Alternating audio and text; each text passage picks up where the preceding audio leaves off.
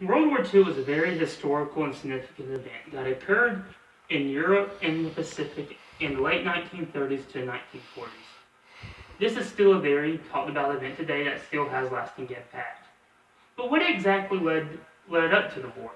One key event, according to the American Encyclopedia, was the rise of Mussolini in Italy, the rise of Hitler in Germany, and Joseph Stalin in the Soviet Union. In Italy, Mussolini was the leader of the fascist party. He was up for general election against a socialist candidate, but he lost the election. But this did not stop his hunger for power. He led a march with a group of other fascists onto Rome, which eventually led the king to dissolve his government and ask Mussolini to start his own. In Germany, Hitler started becoming a very prominent member of the Nazi Party.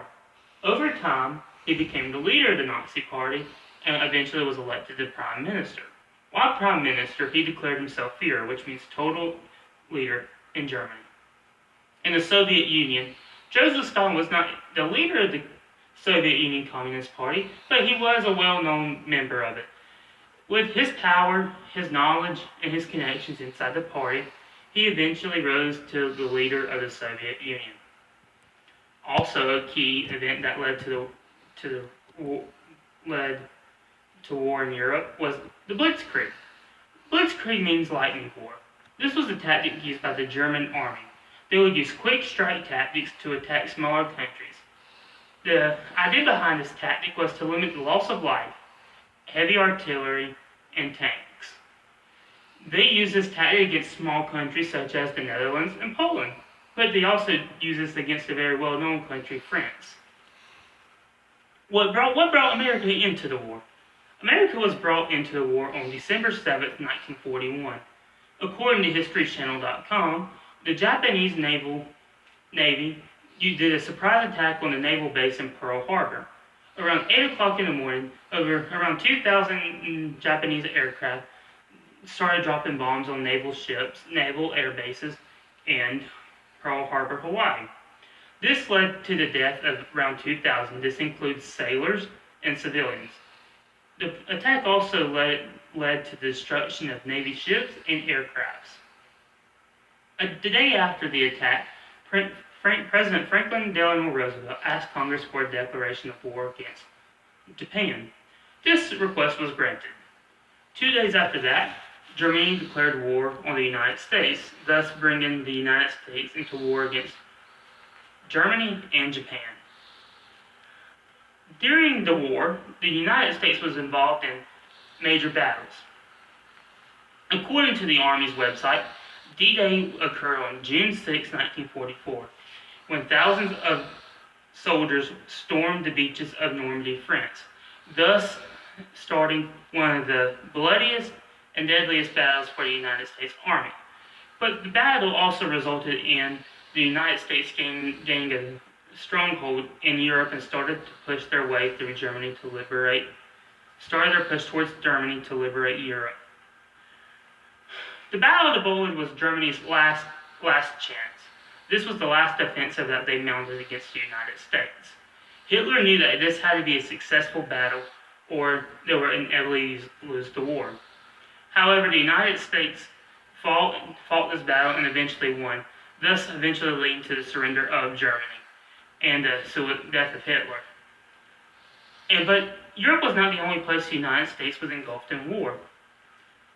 According to History Channel, the Battle of Okinawa was one of the bloodiest, most significant battles in the Pacific Theater.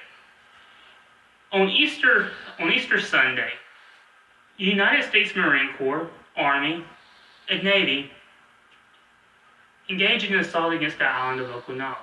This island was very important as it was the last island that stood in the way between the United States and eventually taking over control of Japan. Which they knew would eventually lead to the surrender of Japan.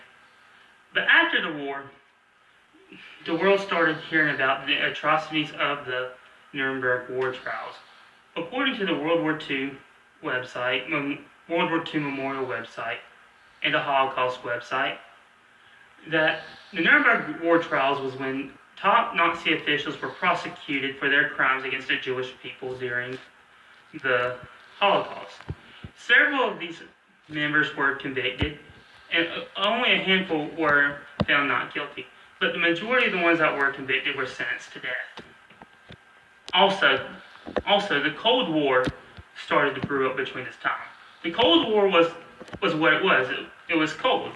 The United States and the Soviet Union never engaged in a direct war, but it was a fight for political ideology, democracy versus communism. So, after the war, Germany was split up into two sections, East and West, and which one side was communist and one side had a democracy. Also, it led to wars in Vietnam and Korea. The Vietnam and the Korean War were fought for the same reasons. Political ideology. It was communist versus democracy. But probably one of the lasting impacts of the war is the United Nations. The United Nations is an organization which hopes to dissolve disagreements between countries without dragging the world back into war.